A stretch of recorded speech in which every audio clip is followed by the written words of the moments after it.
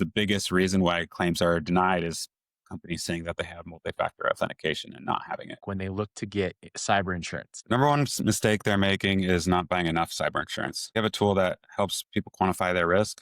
Just the expenses with a major incident can be up to $600,000, sometimes more. And then in addition to that, you may have lost income, or you may have to pay a ransom if you decide to go that way. Coverage versus actual protection. What clause do most leaders just misunderstand? Most misunderstood insurance clause. The most misunderstood insurance clause is pretty much the reporting clause on when you have to report a claim. So when something looks like it could be a claim, you want to report it, even if it doesn't turn out to be something.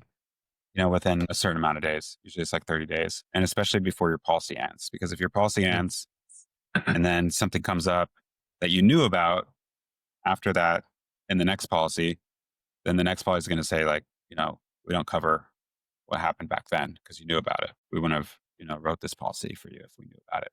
Hello and welcome to the Cyber Pro podcast, where industry leaders share their insights because hackers never sleep. So let's just jump right in. Joe, who are you and why are you awesome? I'm Joe Erle. I'm a cyber broker here at C3. I run the cyber group. I'm awesome because I help people in their worst day. A lot like incident response people who I think are the real heroes. We pay the bills. We're cyber insurance brokers. We help get claims covered in order for people to go on with their day so that they can pay their bills, so they can take care of their families. I love that. And I appreciate you guys leaning in. I know that there has been a lot of stigma around insurance, right? We see the insurance ads all the time, but I talk a lot about cybersecurity insurance, and I'm excited that we're going to be able to dig into that today. But my first question for you is actually about the macros that you probably see more data on than anyone. So, what are some common misconceptions that you hear around cybersecurity or cybersecurity insurance? Well, that's a great question. Common misconceptions. I'm too small to have cyber insurance. That's a big one. If you're small, you have less resources than the big guys, and a hack is going to make a bigger impact on your organization, and you don't have access to the incident response people that a larger company could, hire. You don't have the balance sheet to, you know, pay $1,000 ransom and then go on with your day. I mean, you basically may have to file bankruptcy if you can't get your data back, or you can't, pay to rebuild your system. And if you have proprietary data, intellectual property that's unrecoverable, you may have to close your doors. So being too small to buy cyber insurance, that's a big one that I hear a lot. Another one I hear is I'm not a tech company. Why do I need it? I mean, if you haven't been paying attention to the news, a lot of companies have been hacked. Manufacturing companies are a big example. Clorox was hacked and they didn't get their stuff back online for a long time. I think it was like $500 million loss. There's a ton of examples right now, and just got hacked. Did you see that in the news? Yeah. An Ivy League school, right? And they took all the donor emails and then started blanketing emails out with you know, political rants to all their donors. And, that could have effects, later on too, right? Like these are the donors, right? They're used to emailing them and asking for donations. They're used to calling them and asking for donations, mailing them. And it could see that hackers could mail, flyers saying, donate to our cause. And we changed our address because we got hacked. Send it here, right? To the hackers, right? So it's a lot going on. So yeah, those are two myths that I bust regularly when I'm talking to prospects and clients. No, I love it. Now, we obviously do research on you, and it's really you have a really cool story, right? Your father was Air Force, he moved into insurance and kind of shaped what you're doing today. So, what did he teach you about protecting people that most cyber policies miss? I haven't been asked that before. My dad taught me a lot about, character and taking care of people and being there for them when they need you.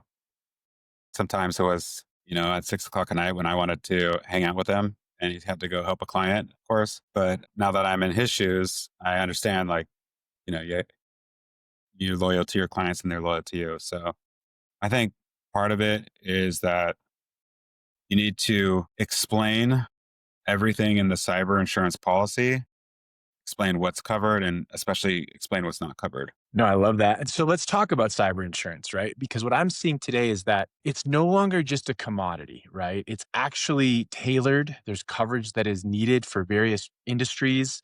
And so, what would you say is the best path forward for getting the right coverage to support your business from an ending event? It's a great question. So, a lot like cybersecurity and cybersecurity risk, the first step is taking inventory and seeing what you have. Uh, what do you have to protect, right? And that could be intellectual property, could be your reputation, it could be, of course, your data, um, and and then what's the attack surface area? It's your people for social engineering. It's your network with all the and what controls you're using to fight off the bad guys.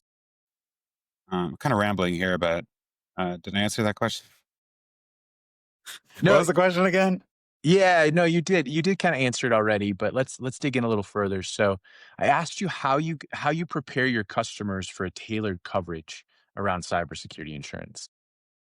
Yeah, so it depends on the kind of customer it is. If it's a AI startup, we're talking about AI LM poisoning the software itself, the IP, whether we can get coverage to you know rewrite the code if the code gets messed up by outside attackers. We talk about with manufacturers the possibility of like bodily injury happening if some of the SCADA equipment could be jeopardized. For instance, there was a manufacturer that had like a pot of molten metal pour out on the factory floor due to a cyber incident. So, of course, like property and injuries could occur because of cyber incidents. If it's a transportation company, um, there was an article on Bleeping Computer yesterday or the day before on how cyber criminals are using RMMs uh, and other remote uh, ways to intrude, either legitimate ones or non-legitimate, in order to get into their systems and reroute their shipping, right? So that they can basically pirate their shipping by sending it to either fake location in the middle of nowhere, and then they work with organized crime, unfortunately, to take whatever. And the guys that are driving the trucks are the victims, and they just have to get out of the truck and let the stuff go. But the real victims are uh, small business owners that are paying higher premiums, paying higher taxes because of these criminals. Joe, I get asked a lot what insurance is thinking when they put in requirements around all types of insurance, but mostly cyber. And so, my question to you is what controls, what solutions are you seeing that are moving those premiums and those coverages in the right way? Yeah, so there's two answers to that question. One is the requirements, right? So insurance companies are starting to put in clauses like callback provisions where if you're going to make a transfer in order for it to be covered, you have to call back somebody on an out of bound way. You can't just email them back the call and say like, did you really change your banking information? I try to sell policies without the callback provisions, but sometimes you can't avoid that. Another one is, patching cadence. We're starting to see companies required to have patches implemented within, 30 or 60 days. And these requirements aren't new to insurance. For instance, in policies for moving perishable goods, right? If you were a refrigerated truck, you had to every 30 days check all the, refrigerant levels and the power levels to make sure that it's not going to break down if you wanted equipment breakdown coverage or refrigerated goods breakdown. So if you didn't do that, then the policy wouldn't cover it. So they're taking clauses like that and turning it into like cyber clauses for like patching and things like that. The other one that you probably see most in the news because It's the biggest reason why claims are denied is companies saying that they have multi-factor authentication and not having it. Yeah, that makes a lot of sense. You just mentioned something about denial of claims. I know a couple of years ago we were seeing numbers as high as 45, 46% of denial of claims, but we've seen that change. We've seen the claim change a little bit. So give us some patterns around payouts, exclusions, sublimits, things that surprised you and things that you think are going the right direction. Well, if you look at the data on ransom payouts, a couple of years ago it was up to 80% paid out. Then it went down to 50. Now it's like around 23, 25%. And that's awesome that we're paying the hackers less because people are getting better with their backups. They're prepared for this. Uh, they know how they're wargaming it, doing their tabletop exercises. At least the good companies that are doing that have good cyber hygiene. But the problem is that hackers know this and they realize that even though they can't get the money out of you because you can upload a new backup, the privacy concerns and the regulatory concerns are really big now because there's big penalties for losing data, right? So the hackers aren't even taking the steps to lock you out of your system. They're just exfiltrating the data and threatening to put it on the dark. And then, in order to protect your reputation or protect your customers, you have to pay. Unfortunately, I think big corporations, I won't name who, ATT or somebody like that, I don't think they care. I, I don't think so either. I think they don't care, and they make it sound like they care because they send you a letter saying like, oh, look at all these things we're going to do for you. We're going to give you credit monitoring, and we're going to you know make sure that this doesn't happen again, and then it happens again, it happens again. But like they're required by law to do that shit. They don't have to. They have to do that per their regulations. If you talk to these credit monitoring companies like TransUnion and Experian and like the such, I think there's like 2 to like 5% of people actually take them up on credit monitoring. Oh, wow. They're not. Nobody's actually doing that stuff. No one's actually signing up for credit monitoring, so they're not actually paying that out most of the time. Their main expenses are, mass mailing. Mass mail, you're paying like 10 cents a stamp instead of 55. So I think corporations are basically saying like, what's going to cost us less? Should we protect our customers or send them or just follow the regulations of what we have to do? I think they're picking the one that costs them less, not the one that protects the customer. That's crazy. I actually have 7 credit monitoring things right now just because when they offer it, I take it and it's free for me, so I might as well. I'm curious to hear your insights. Wait, before you go, Okay. what's the advantage of having seven going at once? Well, so honestly, it's interesting because they send it to you and you try to sign up for somebody like Kroll where you have one and they want to give you a second or a third. It just extends you out longer, right? So I might have 12 months left in one and 24 in another. You can actually modify your each one and what it's reviewing before you hit the limits of whatever the plan is being paid for by the hacked. And so my first crawl is typically my personal email address, my personal phone number, things like that. And then my second crawl is actually expanding upon that. It's looking at other things that I have in the world of social media or in the world of digital transformation. And so for me, I literally have 7, 3 crawl. I think there's 2 others from another, and then there's whatever other cheap ones that people have given me. I also do a lot of work to cross-reference them, right? If I get an event notification from Kroll, and then I go look at TransUnion's version and they didn't flag it, I let TransUnion know that they didn't flag it. So for me, working in cybersecurity, it's actually a practical example of how good or bad some of these monitoring solutions are. That's interesting. One thing that I often tell people is to freeze their credit. Yep. If you're out there listening to this, just go and freeze your credit at the 3 major credit monitoring companies. It doesn't cost anything. You can always thaw it out if you need to get a credit card or you just thaw it out for one day. when you apply, and that's Yep. it.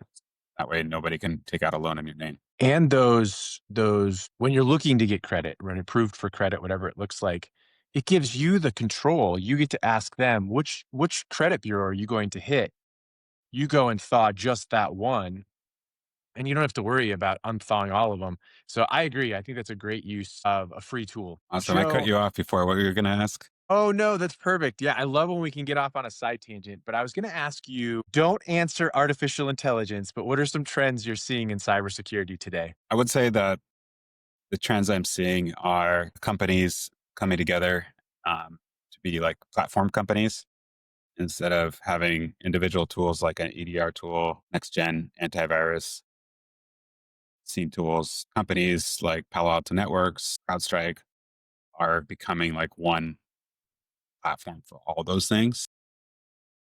And I think large corporations really like that because it's like one budget, one company. But I also think it opens companies up to kind of like that putting all their eggs in one basket type of deal where like if CrowdStrike goes down again, uh, they're going to be in trouble because that's where all their cybersecurity is. The other thing I see is it's related to that is that cybersecurity companies and insurance companies are either closely partnering or insurance companies are buying cybersecurity firms and offering cybersecurity in addition to their cyber insurance, whether they're white labeling it or doing it themselves. And I also think that there's good and bad things about that. I think that in one respect, it's good because small businesses that may not have the budget or may not have these tools already will be able to get these tools for less expensive. But I also think that companies that have these tools, they may say, oh, well, I paid 30 grand for this last year and this cyber insurance company is giving it for 10 grand. And they're just seeing it as like a transactional thing when it doesn't work with their ecosystem. The insurance company is just not there yet as far as like service and configurations and working with these businesses. And I think the best way forward is more like close partnerships rather than conglomerates.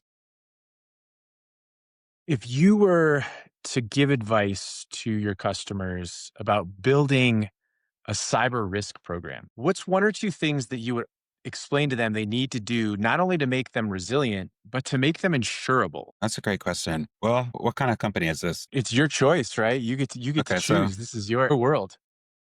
well, I guess it depends on the sophistication and the industry. Like, healthcare, financial services, fintech are going to have like higher standards of care as far as their data goes, and they should be doing the right things already. But companies that are doing manufacturing, blue collar work, I think they need to pay the most attention to cybersecurity. Contractors, truckers, these companies that are non-traditionally technical are becoming very technical. Laptops at all the job sites, truckers have IoT devices in all their trucks, and we're seeing hacks that are either taking over those devices, poisoning the data, going in and rerouting trucks. So I think those companies need to pay more attention to it. Of course, MFA is probably like table stakes right now, but going forward with that, companies are looking for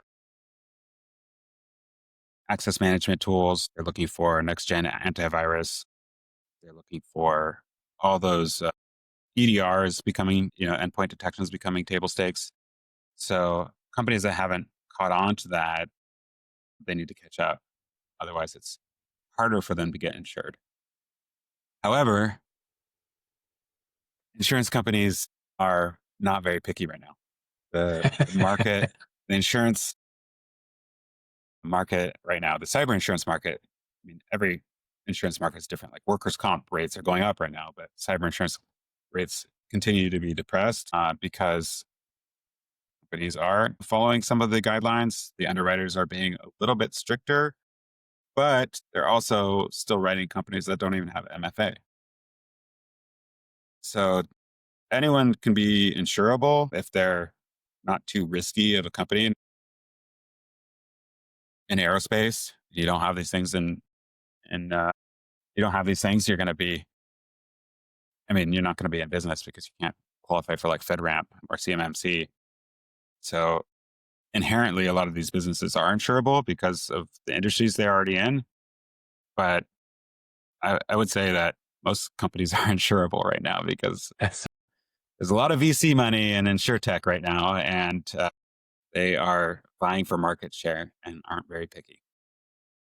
So So here's the there's million. never been a better time to buy a cyber insurance. I'm glad you're saying that. So that's good to know. Here's the $1 million question for you, Joe. How is artificial intelligence AI affecting insurance? That's a great question. I think that part of how it's affecting insurance is that companies are creating artificial intelligence wrappers or artificial intelligence themselves. They're not covering for it. When you create a artificial intelligence chatbot or wrapper, you're becoming a software developer, and that's not covered as far as like your regular cyber. You need to like you almost have to you have to get like a technology errors and emissions writer if you start becoming like an AI company. So I think that's one of the trends that I'm seeing. As far as AI and underwriting and insurance, we are seeing it in underwriting. I think underwriters are using it to research clients. I think they're using it as part of their underwriting. There's some black box underwriting that newer companies like Cowbell or Embroker are using, and then insurance agents are using it too. We have our own AIs that like Power Broker that we're using in order to like take policies and compare them to each other, and they're doing some of our work for us. I mean, we still need to be very much a part of it because, as a professional service, our reputation's on the line and we can't just like, spit out whatever AI says and send it. I think you probably saw that law firm that got in trouble for that when they made up a case. Yeah. Did you see that? The law Yeah. firm Yeah. The made AI it. made up the case. Yep. Yeah, that did not look good for them. So yeah, so that's kind of how AI has been working in there. We have some really interesting products though, and cyber insurance for AI companies. Like I was hinting at before, AI is a lot of it's intellectual property. So we have to protect the intellectual property either on the cyber policy, but better in an intellectual property policy that can provide offense and defense in case somebody's violating your intellectual property. And then on the other side of that, for AI, if your code gets messed up due to some kind of poisoning or they get in there and you have to rewrite it, um, that could be a quite the undertaking. It'd be very expensive. So the insurance could pay for that rewriting of the code or the time it costs to do that, and also the income lost while you're doing it. Joe, these next few questions are our short questions. They're quick, they're our rapid fires. So typically we look at, 20, 30 seconds or less. So let's start knocking these out. First one, 20 seconds or less. What's the number one mistake buyers make when they look to get cyber insurance? The number one mistake they're making is not buying enough cyber insurance. We have a tool that helps people quantify their risk, like answering the question, how much should I buy? And a lot of times people are not buying enough. Just the expenses with a major incident can be up to $600,000, sometimes more. And then in addition to that, you may have lost income, or you may have to pay a ransom if you decide to go that way. All right, next quick question for you. Coverage versus actual protection. What clause do most leaders just misunderstand? Most misunderstood insurance clause. I would say the most misunderstood insurance clause is pretty much the reporting clause on when you have to report a claim. So when something looks like it could be a claim, you want to report it, even if it doesn't turn out to be something. Within a certain amount of days. Usually it's like 30 days, and especially before your policy ends, because if your policy Mm. ends and then something comes up that you knew about after that in the next policy, then the next policy is going to say like, we don't cover what happened back then because you knew about it. We wouldn't have, wrote this policy for you if we knew about it. So I think disclosures and reporting are kind of time bombs that people aren't thinking of, especially when it comes to like claims. Like most claims give you like 180 days to report, and you could have part of a claim that you take care of, right? Like you take care of like rebuilding your data and everything, but then you never turned in your business income claim, and now it's past the 180 days because you didn't put together the business income part of it, and now there's a chance that that could be denied because you're out of the 180 days. All right. Fastest premium reducer. What's the one security control that reliably lowers risk and price? I would say EDR. I'm Yeah. hearing the same thing, right? It used to be MFA, right? Now I'm hearing endpoint detection response. Before that, it used to be antivirus and firewall. Right, right. I do remember those days too. So, all Yeah, right. I would say EDR. And we have a couple programs where, there's like 10, 15%, like right off the Wow, top just for having EDR. that's awesome. So, the breach playbook, who are the first three calls that you recommend should happen if you get breached? First call should be to your mom. No, just call the number on your insurance policy. It usually goes right to the breach attorney and they answer like they're their insurance company, but they get you started right away. And the breach That's awesome. attorney will hire the incident response company for you.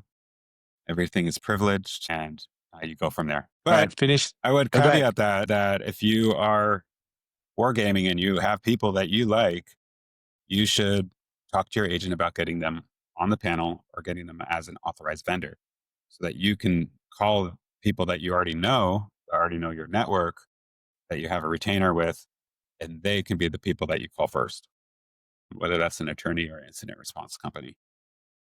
I appreciate you sharing that. That's great advice. So, finish this question. If you can't prove blank, your cyber claim is going to be painful. If you can't if you can't prove that the transfer originated from an online incident, then your cyber claim is going to be painful. So an I love example of it. that is a company gets a big transfer and they think maybe it came from an email compromise, maybe it didn't. You know, if you can't prove it came from some kind of email or online trick, you may have a painful claim. And the caveat to that is like, what if it was just a phone call, right? And they pretended to be your banker and they did everything on their side and you didn't even do anything. They just tricked you into giving them money or giving your credentials. For that, you would want to have a crime policy as well. So I think there's a lot of overlap between cyber and crime.